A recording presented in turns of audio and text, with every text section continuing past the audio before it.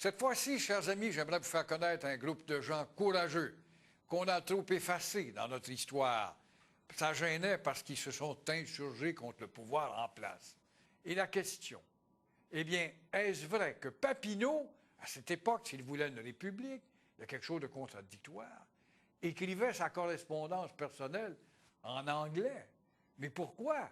Est-ce que c'était répandu chez les élites francophones du temps, un peu comme aujourd'hui, quoi? Louis-Joseph Papineau a écrit une abondante correspondance. En fait, elle n'est même pas toute publiée à l'heure actuelle. Elle est destinée à ses amis, son épouse, c'est bien connu, il écrivait régulièrement à son épouse, de même à ses collègues députés, à des représentants, des réformistes aussi d'autres provinces. Et effectivement, il le faisait en anglais. Non, la langue d'usage de Louis-Joseph Papineau, il s'en faisait une grande fierté, était bel et bien le français. Et l'essentiel de sa correspondance est dans cette langue. Toutefois, il ne se faisait pas prier. Dès que son correspondant était plus à l'aise avec la langue de Shakespeare, spontanément, il abandonnait le français pour l'anglais, qu'il maîtrisait assez bien. Louis-Joseph Papineau a appris l'anglais chez les Jésuites. Il a également séjourné en Grande-Bretagne à pas moins de 3 reprises. Et puis, bon nombre de ses lieutenants étaient des anglophones. Edmund Bailey O'Callaghan, par exemple, un Irlandais, Thomas Roe Brown, un Britannique. Il avait une correspondance abondante avec eux. Par ailleurs, dès qu'il va habiter aux États-Unis, durant son exil, toute sa correspondance va être en anglais. Et ironiquement, c'est davantage pour brouiller les pistes des Britanniques qui sont à sa poursuite. J'ajouterais qu'il ne faut pas négliger l'importance de la civilisation anglophone, anglo-saxonne dans le monde des patriotes. Le fait français est un fait menacé minoritaire à l'époque. Conséquemment, la culture, le pouvoir britannique joue un grand rôle dans la vie sociale et culturelle des Canadiens français. Papineau, il n'y échappait pas lui non plus. Aujourd'hui, la prison des Patriotes, en plus de loger les bureaux de la Société des alcools, a ouvert depuis 2003 un centre d'exposition. Et heureusement, cette belle bâtisse a été sauvée grâce à la pression des amants de l'histoire, le mouvement Sauvons Montréal notamment, et tous les groupes nationalistes se sont mis dedans pour mettre de la pression sur le gouvernement Bourassa, et Jean-Paul Lallier, le ministre de la Culture, a finalement cédé. Pourquoi? Parce qu'on avait un projet d'autoroute, l'autoroute Ville-Marie, qui devait trancher dans les terrains et dans la bâtisse des Patriotes. Alors, à force de débat, on a réussi à contourner, sauver et faire ce beau musée d'interprétation aujourd'hui qui nous rappelle que 12 patriotes ont été pendus sur l'échafaud devant cette prison. Et parmi eux, le jeune Joseph Duquette, un étudiant de 22 ans, qui a eu droit à un sort abject, épouvantable. Nous avons demandé à notre historien de nous parler de ce pauvre patriote qui a été pendu, tenez-vous bien, à 2 reprises. Il y a eu finalement 99 condamnés à mort suite au procès intenté contre les Patriotes. Parmi eux, seulement 12 vont être pendus. Dans les faits, on aurait pu en pendre davantage et bon nombre de journalistes et de chroniqueurs souhaitent qu'il y en ait davantage. Mais le gouvernement britannique est très conscient qu'il risque un nouveau soulèvement si la répression s'avère trop sévère. Alors, si bien que les pendaisons vont s'étendre sur 3 séances. La première a lieu en décembre 1838. La première, elle est importante parce qu'elle vise 2 personnes qui n'ont pas vraiment commis de crimes très graves. Il s'agit essentiellement du député de la Prairie, Joseph Narcisse Cardinal, et d'un jeune étudiant en droit de 21 ans, Joseph Duquette.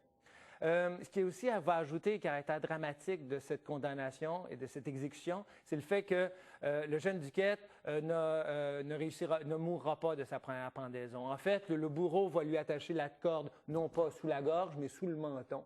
Si bien qu'une fois que la trappe s'est ouverte, la corde s'est rapidement défaite et elle s'est coincée sous le nez, près de la lèvre supérieure. La foule, à ce moment-là, a été horrifiée. Duquette se balançait au bout de sa corde, frappait brutalement la structure de l'échafaud, si bien que la foule demande donc qu'il soit gracié et qu'on le libère parce qu'on considérait que, un geste divin, intervention, c'était la tradition dans le droit français et britannique à ce moment-là de ne pas exécuter un condamné. Or, sans plus attendre, on va cependant défaire la corde de Duquette et on va le pendre à nouveau. L'impression qui va être laissée par cette exécution, cette deuxième pendaison de Joseph Duquette, va laisser un goût amer. Les pendaisons, effectivement, sont un phénomène horrifiant, puis qui même il impressionnait fortement le public à l'époque. Alors, imaginez quand ça se passait mal.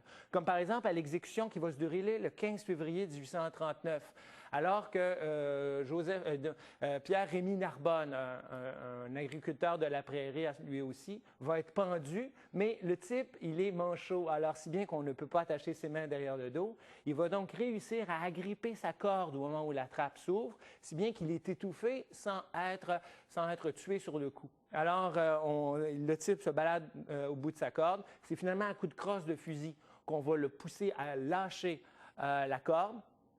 Et à ce moment-là, il va mourir étouffé au bout de plusieurs secondes, voire de minutes d'agonie. Ces exécutions-là ne sont pas tout à fait déroulées comme on l'aurait souhaité et vont laisser un goût amer, si bien qu'après le 15 février, on cesse les exécutions et ceux qui restent, pour l'essentiel, vont être finalement exilés en Australie. Est-ce bien exact? C'est dans la cour de la prison au pied du courant que furent pendus les patriotes devant la populace terrifiée, dont certains parmi ceux-là applaudissaient. Les exécutions capitales ont toujours attiré beaucoup de gens à Montréal. Et lorsque les 12 patriotes sont pendus, ça ne change pas. Il y a environ 300 personnes ici qui sont, à l'avis des journaux, ont été invitées à participer et à assister aux exécutions capitales. La foule est généralement hostile aux patriotes et ceux qui sont favorables à la cause patriote ne se sont surtout pas manifestés ce jour-là. Si bien que les patriotes sont accueillis avec des applaudissements afin de démontrer qu'on était bien content de pendre des traîtres. Mais dans les faits, une fois les exécutions accomplies, le public est demeuré silencieux, plongé dans une atmosphère plutôt lugubre. Et pour ceux chez les patriotes de 1838 qui éviteront l'échafaud, 58 seront exilés en Australie et 850 emprisonnés ici à Montréal. Et tout ça parce que ces jeunes et moins jeunes s'étaient soulevés. Ils avaient subi le courant d'influence des États-Unis, des révolutionnaires américains qui tenaient à élargir la démocratie. Et aussi, ils avaient subi l'influence de ces philosophes du siècle des Lumières à Paris.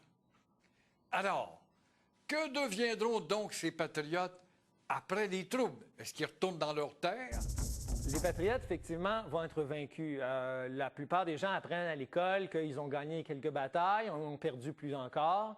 Certains ont été exilés en Australie, aux Bermudes. Quelques-uns ont été pendus. Pour le reste, les gens ont été libérés. Les prisons se vident progressivement, 1838, 39, 1840. Les derniers prisonniers sont libérés sous caution. Et que deviennent-ils? Évidemment, on parle de milliers et de milliers de destins, des vies brisées dans certains cas, battre les rois de l'exil. Il ne faut pas oublier les 58 qui ont été envoyés en Australie, les 8 aux Bermudes, des centaines d'autres qui vont se retrouver aux États-Unis sans chance d'en revenir, jamais. Alors, parmi eux, il y en a qui vont participer à la ruée vers l'or de 1849, d'autres vont s'installer dans les villes de Boston, de New York, encore plus nombreux ceux qui vont s'installer tout autour du lac Champlain, dans des villes comme Albert, Plattsburgh, Saratoga Springs. Bon nombre, bien sûr, vont décider de revenir lorsque l'amnistie, c'est-à-dire est proclamée, c'est-à-dire lorsqu'ils vont être autorisés à revenir au Canada sans faire l'objet de poursuites. Ils vont à ce moment-là retrouver leur famille, parfois 10, 15 ans après les avoir quittés au milieu des rébellions. Or, que vont-ils devenir? Certains gardent un souvenir des blessures profondes au cœur parce qu'il y a eu vraiment des cas personnels extrêmement troublants, émouvants. Des gens qui, en Australie notamment, sont presque morts de faim, d'autres qui sont morts dans l'oubli, la maladie aux États-Unis, d'autres enfin qui ont tout perdu du fait de la répression de l'armée. Mais ce n'est pas général. Certains patriotes vont au contraire très bien réussir dans leur vie postérieure. Preuve que certains d'entre eux étaient de toute façon voués à un riche avenir. Alors, la rébellion patriote étant un échec, certains patriotes, cependant, vont très, très bien réussir leur vie. Certains parmi eux vont devenir très riches, très puissants.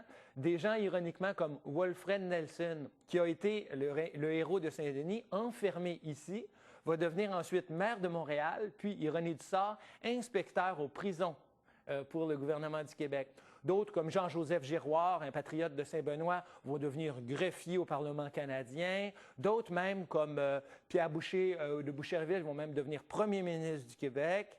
On n'oublie pas non plus un jeune Georges-Étienne Cartier, jeune patriote de 19 ans et futur premier ministre du Canada. Bref, certains vont connaître des destins grandioses par la suite et il ne faut pas non oublier, effectivement, un bon nombre parmi eux vont fonder des familles, réussir et même essaimer jusqu'en Australie.